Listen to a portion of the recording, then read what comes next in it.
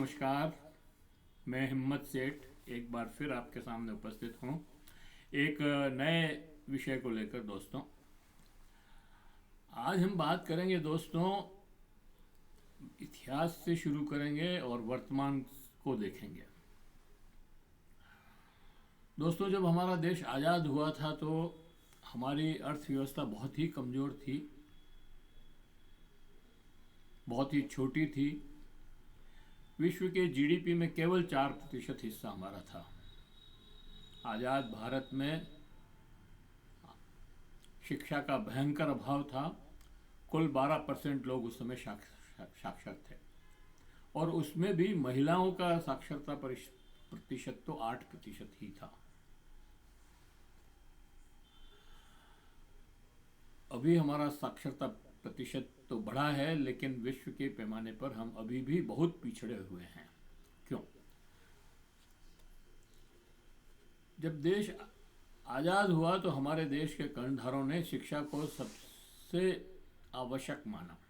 हमारे नेता Mahatma Gandhi, doctor Ambedkar, Jawaharlal Nehru, Sardar Patel, Abul Kalam Azad, Jayaprakash Narayan, doctor Ram Manohar Lohia, Subhash Chandra Bose जैसे कई नेता विदेश में पढ़कर आए। उन्होंने शिक्षा को सेवा के क्षेत्र में रखा और इसका व्यापार नहीं किया। गांव-गांव स्कूल खोले और मुफ्त शिक्षा दी। याद रखिए, उस समय जब हम गरीब थे तब इस शिक्षा फ्री थी, स्कूल मुफ्त थे, बच्चे स्कूल जाते थे। गाँव के बच्चे भी जहाँ जहाँ स्कूल थे वो बच्चे स्कूल जाते थे, और स्वास्थ्य भी फ्री था, सब कुछ फ्री था। लेकिन जैसे देश तरक्की करता गया और अब आज हम 5 ट्रिलियन इकोनॉमी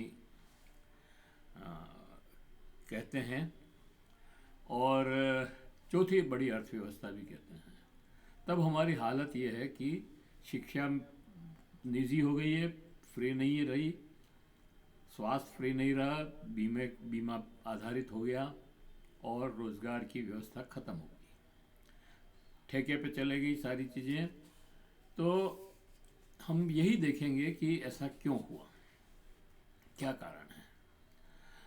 उसके पहले कि हम पूरी बात शुरू करें, मैं ये अपील करना चाहता हूँ कि अगर आपने अभी तक भी हमारे YouTube चैनल महावीर समता संदेश को सब्सक्राइब न किया है तो सब्सक्राइब कर लें, बेल आइकन दबाना न भूलें, और अगर वीडियो अच्छे लग रहे हों तो लाइक करें, फॉरवर्ड करें, और अपने परिजनों को, दोस्तों को दूसरे सोशल ग्रुप्स में भी डालें, और उनसे भी निवेदन करें कि हमारे YouTube चैनल महावीर समता संदेश को सब्सक्राइब करें। आपने भी अभी तक सब्सक्राइब न किया तो सब्सक्राइब कर लें, बेल आइकन दबाना न भूलें।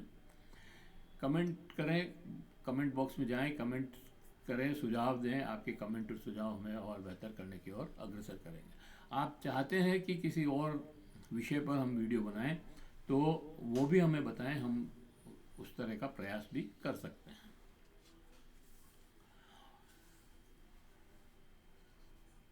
तो दोस्तों, जब हम गरीब थे तब शिक्षा सरकार की जिम्मेदारी थी। सरकारी स्कूल, कॉलेज, यूनिवर्सिटी थी, छात्रवृत्ति थी, शिक्षा मुफ्त थी। उसी समय आईआईटी, एम्स, दिल्ली विश्वविद्यालय, बनारस विश्वविद्यालय, जवाहरलाल नेहरू विश्वविद्यालय, इंजीनियरिंग कॉलेज स्थापित हुए।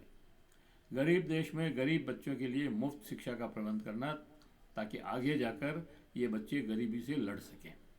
इसी तरह स्वास्थ्य भी राज्य की जिम्मेदारी थी। एम्स, मेडिकल कॉलेज, सरकारी अस्पताल, टीकाकरण, प्राथमिक स्वास्थ्य केंद्र, सब मुफ्त इलाज।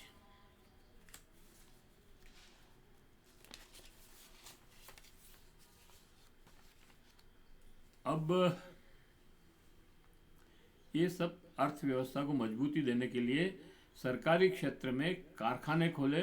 Steel plant Bhilai, Bokaro, Durgapur, Hindustan Zinc, ordnance factory, copper, Khetri copper project, ऐसे कई कारखाने खोले गए। जो ऑर्डिनेंस फैक्ट्रियां, जो 44 करीब ऑर्डिनेंस फैक्ट्रियां हैं, सब सरकारी क्षेत्र में है। कोयला का राष्ट्रीयकरण किया, बैंकों का राष्ट्रीयकरण किया, बिजली सरकारी क्षेत्र में, ऊर्जा सरकारी क्षेत्र में, बैंक, बीमा, रेल, तेल सब, BSNL, MTNL सार सरकारी क्षेत्र में। क्यों? लोगों को रोजगार देने के लिए, अर्थव्यवस्था को मजबूत करने के लिए। और भी बहुत कुछ हुआ। खाद के कारखाने, भाखड़ा नांगल, राजस्थान केनाल, कोसी दामोदर योजना, गंडक योजना, हीराकुंड बांध, इन सब चीज़ों से देश में विकास हुआ। हमारा GDP भी बढ़ा, हमारा उत्पादन भी बढ़ा और हमारी शिक्षा भी बढ़ी, हमें रोजगार भी मिलने लगा। अब हर दिन मोदी जी कहीं न कहीं अपने भाषण में कहते हैं कि हम 5 ट्रिलियन इकोनॉमी हो गए हैं, हम विश्व की चौथी अर्थव्यवस्था हैं, चौथी सबसे बड़ी अर्थव्यवस्था हैं।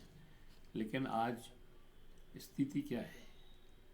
PSU बेचे जा रहे हैं, रोजगार नहीं है, ठेके पे मजदूर, रेल, ऊर्जा सब निजी क्षेत्र में, शिक्षा का निजीकरण, नए सरकारी विश्वविद्यालय नहीं खुल रहे हैं,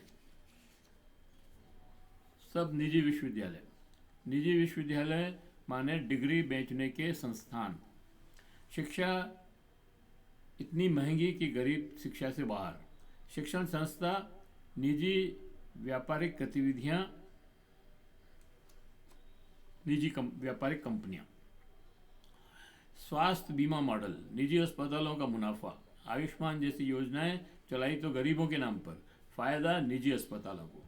सवाल ये है कि जब देश गरीब था, देश विश्व GDP में सिर्फ 4% हिस्सा ही था, तब देश के नागरिकों को शिक्षा, स्वास्थ्य मुफ्त था, रोजगार भी मिलता था, ठेका प्रथा नहीं के बराबर थी।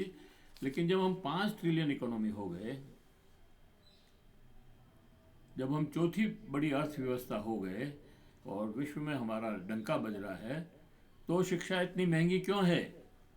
बड़ा सवाल यही है दोस्तों। और शिक्षा महंगी और गरीब शिक्षा से वंचित क्यों है? नौकरियां अस्थायी क्यों है? ठेके पर क्यों है नौकरियां? स्वास्थ्य निजी क्षेत्रों में और PSU बिक क्यों रहे हैं?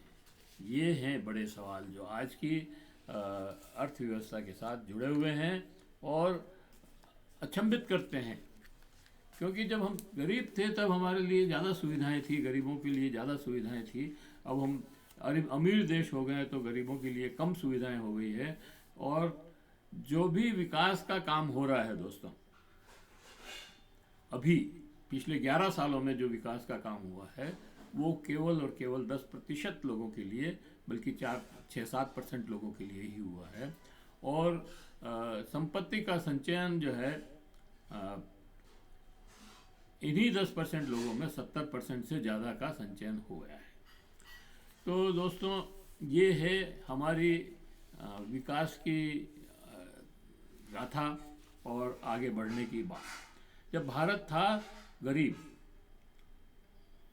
गरीब था तब गरीब के लिए व्यवस्था थी, पर अब भारत चौथी अर्थव्यवस्था बन गया तो गरीब की सुविधा गायब है। सड़क पर चलने का भी टोल टैक्स देना पड़ता है। यानी 5 ट्रिलियन अर्थव्यवस्था का फ़ायदा जनता को नहीं है, कॉरपोरेट के लिए ही है। ये समझना जरूरी है। मोदी के राज में गले में माला, अक्ल पे ताला। तो दोस्तों, अक्ल के दरवाजे खोलो, ये ताला खोलो और सोचो कि ऐसा क्यों हुआ। जब गरीब थे तो सरकारी स्कूल थे, शिक्षा सबको मिलती थी, और जब अमीर हो गए तो शिक्षा पर पहरा लग गया, फीस बढ़ गई और गरीब उससे वंचित हो गया। और ये 90% जनता के साथ हो रहा है दोस्तों। इसलिए अपने अक्ल के ताले खोलो और विचार करो। मुझे लगता है कि आप इस पे विचार करेंगे और आप विचार करके हमें भी सूचित करेंगे या कमेंट बॉक्स में जाके कमेंट करेंगे कि आपको ये वीडियो कैसा लगा। दोस्तों, अगर आपने अभी तक भी हमारे YouTube चैनल महावीर समता संदेश को सब्सक्राइब न किया है तो सब्सक्राइब कर लें, बेल आइकन दबाना न भूलें। और अगर आपको वीडियो अच्छे लग रहे हैं तो लाइक करें, फॉरवर्ड करें और लोगों को भेजें। सोशल मीडिया पर डालें और कमेंट बॉक्स में जाएं, कमेंट लिखें, सुझाव दें। आपके कमेंट और सुझाव हमें और बेहतर करने की ओर अग्रसर करेंगे। मुझे पूरा विश्वास है कि ये वीडियो आप सब लोगों को पसंद आया होगा। आभार, धन्यवाद, जय भारत। मिलते हैं फिर और किसी वीडियो के साथ।